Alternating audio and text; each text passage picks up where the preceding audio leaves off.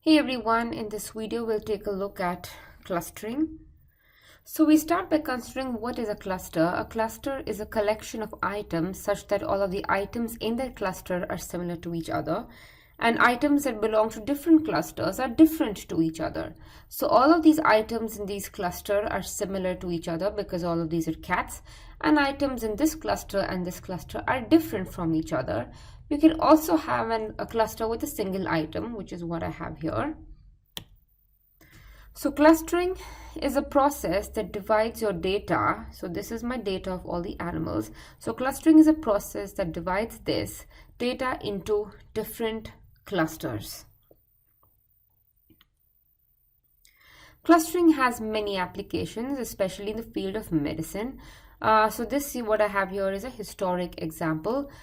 So there was a London physician called John Snow in 1850s. There was an outbreak of cholera in London. So what he did is he plotted the location of cholera deaths on a map, and he saw clusters of these deaths in certain areas. Then they went and investigated those areas, and they found that they were polluted wells there. So this clustering approach not only revealed the problem, but it also revealed the solution.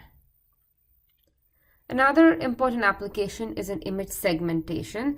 So computer vision is a big deal nowadays, and if you think of self-driving cars, what does the car need to do in order to drive itself? It needs to be able to see what's in front of it, right? So say it takes an image or a video. Let's consider an image of its surroundings. So before it can identify whether there is, a car or a tree or an animal in front of it, it needs to divide the image into different parts, right? So first, it will divide the image into different parts, and then it will identify what each part is, right? So there are two steps. So step one is related to this image segmentation, right? Dividing an image into different parts is image segmentation, and then it can go and identify whether each part is a man or a bird or a dog or something else. That's a different problem. We're not going to get into that in this course, okay? So what I have here is, this is the original picture. There are two athletes here, two players. If I use image segmentation, so this is the cluster. This is clustering of all of these pixels. So you can see that these pixels are all white here, and these are all kind of clustered together. You can see that this area is kind of dark. That's clustered together. These gloves, I suppose, are separated out. So basically, what has happened in this middle picture is basically all of the pixels are clustered, are divided into clusters. So you can see that if we and we can also see this background is it's divided into a separate group, right? So this background has all the same color. So the background has been identified correctly here. So you can see how this clustering can help with image segmentation, okay? Here is another example of a bunch of vegetables, and I can see that all of these pixels have the same color. So this is a single cluster. This is a different cluster, this is a different cluster, and so on. So clustering plays an important role in image segmentation, which is kind of the first step towards computer vision. Another important application is business, right? So every business has many customers, and it's important for them to identify their customers or profile their customers, right? So once the customers are profiled, or in other words, you put them into different customer segments. So once that is done, then they can devise their marketing or their advertising strategy to attract these different customers. So Facebook, if you think about it, everyone gets different advertisements. That's because they have put you into a particular customer segment, or they have profiled you, and they think that maybe you're more likely to, buy shoes or buy equipment, or buy some gadgets or something, and that's why they send you those particular advertisements. So basically, they can use this customer segments for targeted advertising. If you think about Netflix, also makes suggestions for different movies and TV shows based on your past history. So they use all your viewing data to profile you into different viewer segments and suggest movies and shows accordingly. So clustering has immense number of applications in all kinds of fields. So what are the basic things that we need to implement this clustering? So the first thing is, if you want to group items according to whether they're similar or not, we need a measure of similarity. Once we have this, right, once we know how we define similar as, then we need an algorithm that's going to give us the different clusters. And then finally, we need a criteria to evaluate our clusters. So basically, we need some kind of a way to tell us whether the algorithm has given us good clusters or bad clusters.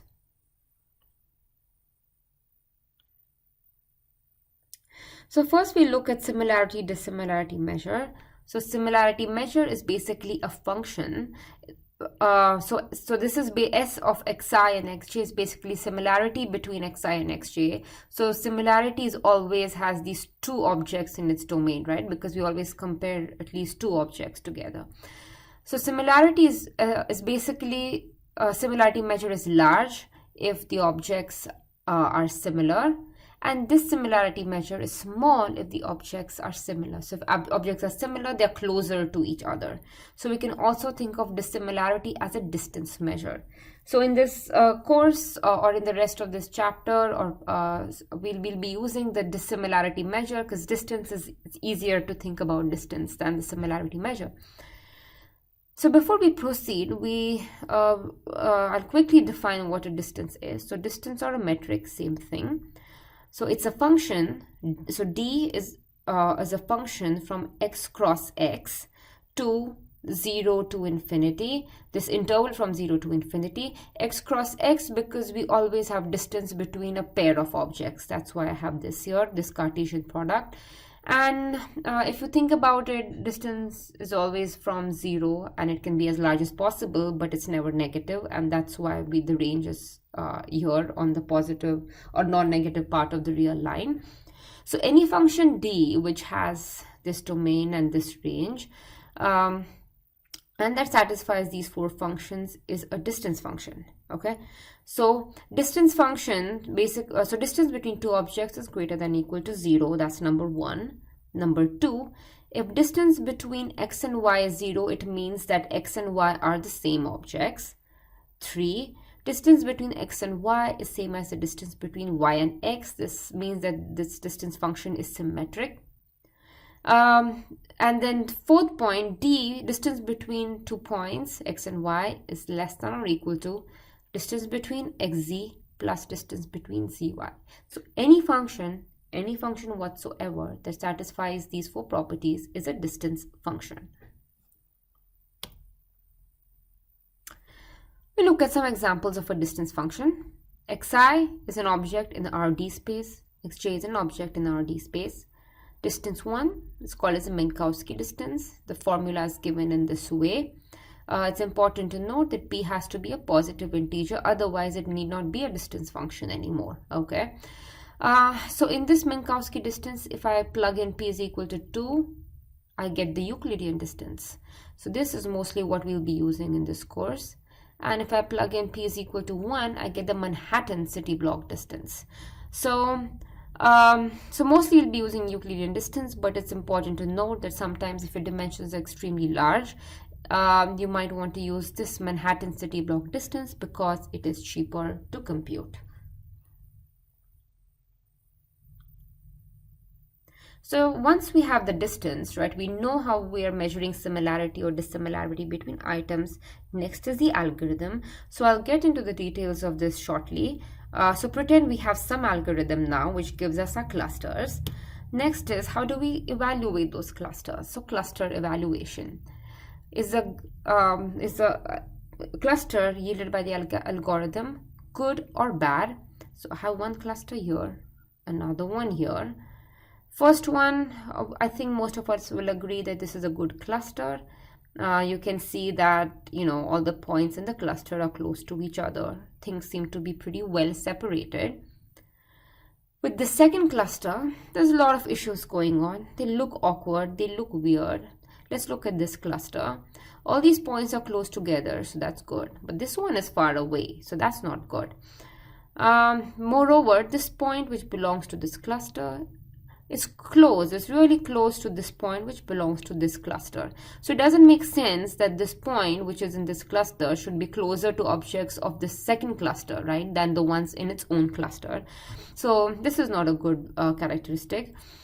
You can see that in this really awkward looking long cluster, this object and this object are again really far away. And then we have no idea why this object should be its own cluster. So there are lots of things going wrong in this clustering scheme. But how do we, build concepts or build mathematical constructs that can help us identify a good and a bad cluster?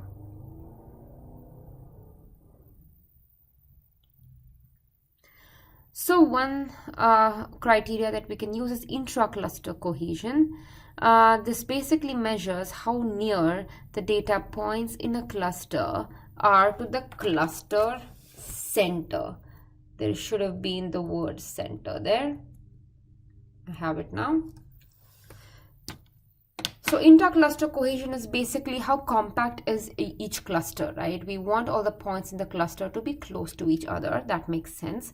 Then there's the inter-cluster separation. How separated are the clusters from each other? So we don't want two different clusters to be too close, right? Otherwise, why are they different clusters? You might as well put them in the same cluster.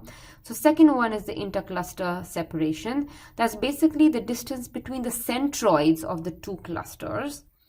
So in this picture, I have three clusters. The red dots are the centroids. So distance between this and this centroid is the separation between these two clusters. So these two criteria are helpful in determining clusters, but again, in most applications, you would still want some experts to come and make sense of the clusters. A problem with clustering methods is a lot of times they'll give you like nonsensical clusters, right? It's very hard to extract what or why are items grouped together in a cluster. So you need experts to come and help you make sense of the clustering structure that you get. Another important question is how many clusters should be chosen. Some algorithms can determine the number of clusters on its own. For some algorithms, you need to tell them that, hey, I want you to divide my data into 3 different clusters. So you need to pick this k, which is the number of clusters. So one way is to fix this. And this works a lot because in a lot of cases it's actually not very hard to determine the number of clusters. For example, you want to cluster tumors. You can think of 2 schemes, right? A cluster of all the benign tumors, a cluster with all the malignant tumors. So in many cases, it's not that hard to determine this k. Say, for example, you want to cluster movies. You might be interested in, 3 or 4 kinds of movies, say action, comedy, romantic, drama. So in this case, you know what k is. However, this doesn't work for many cases. If you think of segmentation, you really don't know how many objects are there in the image, right? You don't know what k is. So for this, there are a couple of options. One is criteria function. So criteria function is some function, and you choose k that optimizes, that is either minimizes or maximizes that function. You're kind of familiar with this concept of criteria function. So you used it when you did regression. In regression, you estimate your parameters to minimize the least squares. So least squares is the criteria function, right? However, it can be hard to find a criteria function that works for clustering. So typically what people go for is this elbow method. Elbow method is, so what I have here on x-axis is the number of clusters. Y-axis, I have the within cluster sum of squares. What is within cluster sum of squares? We have objects in a cluster. We take the square of their distances from the centroid, right? So that's the within cluster sum of squares. And this is the plot. So for k is equal to 1, this value is 1.8. K is equal to 2. It's, I don't know, I guess 0.8, and so on. You look at the shape of this graph. From 1 to 2, there's a massive drop. 2 to 3, there's a significant drop. 3 to 4, and then and afterwards it kind of plateaus, right? So we can say that this point 3 is the elbow. This is the elbow point. Elbow point is basically point after which this curve plateaus off, okay? So, so this is the elbow point. So I'm going to pick 3 clusters. Okay, so that's the elbow method. So in elbow method, I have a criteria function, right? On this y-axis, I'm looking at sum of squares, but I'm not trying to minimize or maximize this. I'm trying to look at some intermediate value of this sum of squares.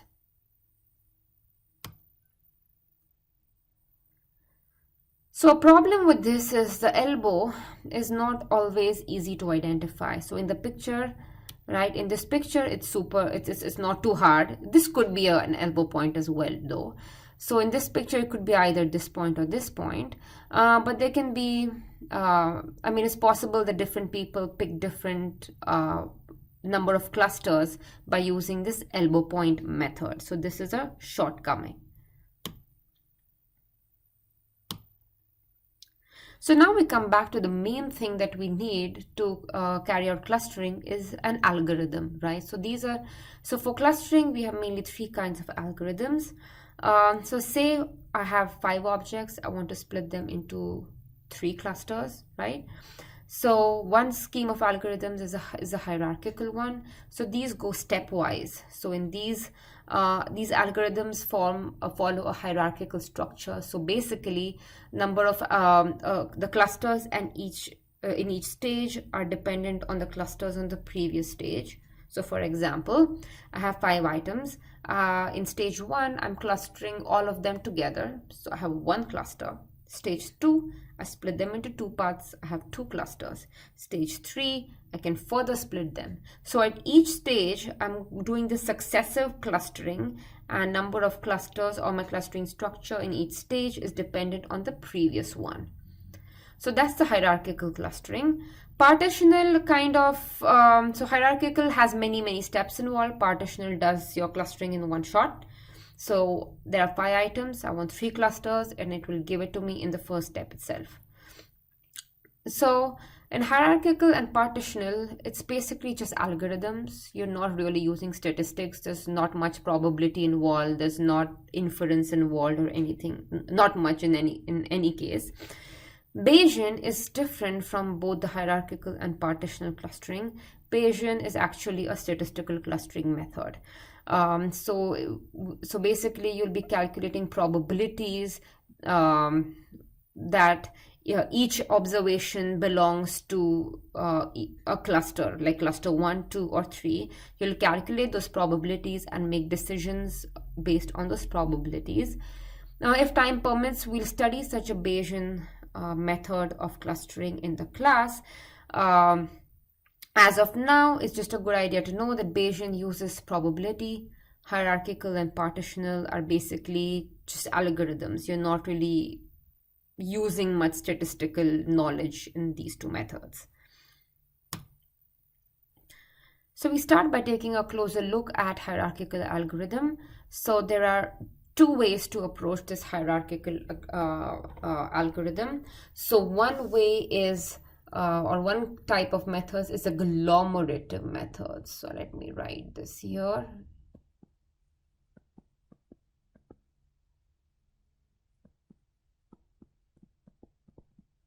So this is agglomerative methods. And so what happens in agglomerative methods is, so this is my sample. I have a dog, a cat, a jellyfish, 1 apple, 1 rose, mushroom, and a mold. So I'm going to start by saying this dog is in its own cluster, cat is in its own cluster. Each of these elements form their own cluster. So we have 1, 2, 3, 4, 5, 6, 7 clusters.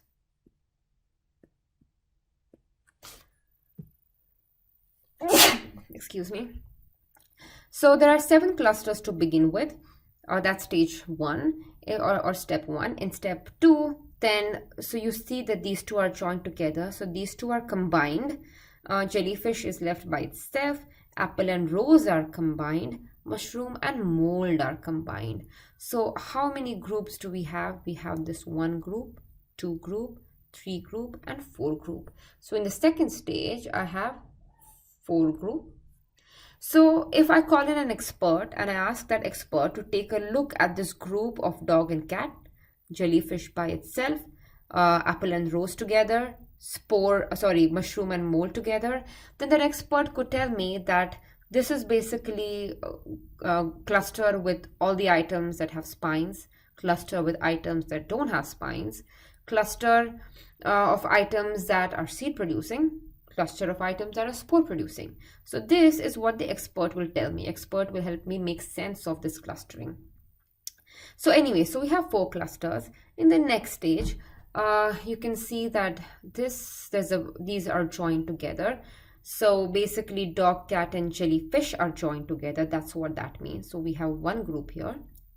And then these 2 groups are joined. So we have 2 groups left. Group 1 is basically all the animals, right? So dog, cat, and jellyfish are together. And here all of the plants are together. So we have 2 groups. And finally, these 2 are joined together. So we have 1 cluster. So in this agglomerative scheme of clustering, we started with 7 clusters. We joined elements, joined elements, joined elements until we had 1 single cluster that contained all of the elements. So that's agglomerative clustering. And we can exactly do the opposite of this, and that's called as the divisive clustering. So I'm going to write that here. In divisive clustering, what you do is the exact opposite. You're going to, let's see, I'll start from here. So basically you have a single group, right, that contains all of your elements. So I'm going to put a 1 here. So in my group, I have dog, cat, jellyfish, apple, rose, mushroom. Okay, then I'm going to split that group. Then in the second step, I'm going to split my entire 1 group into 2 groups. The second, so the 1 group has all of these elements, apple, rose, mushroom, mold. The other group has dog, cat, jellyfish.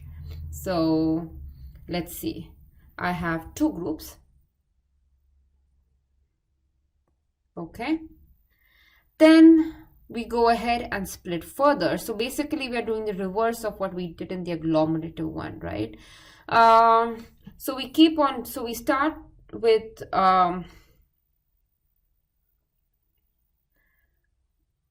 one group, and we keep on doing this till we have 7 groups, and that means each element is in its own group. So let's see, 2, there would be a 4 here. So agglomerative is basically this bottom-up approach. Divisive is like this top-down approach, just different terminology. So we'll be studying agglomerative techniques in detail. Divisive, we'll see if we have time, we'll get to these divisive techniques.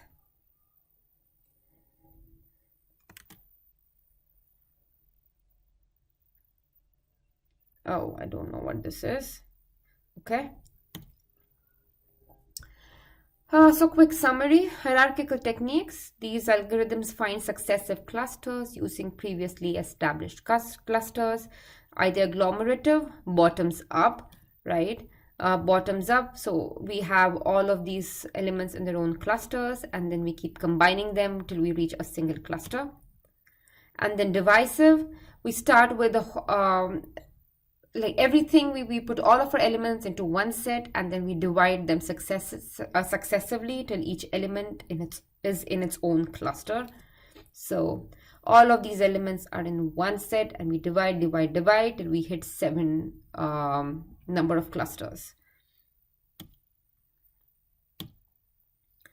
Partitional algorithms, they determine all clusters at once. We will be studying one such partitional algorithm. That's the k-means method. Very, very important.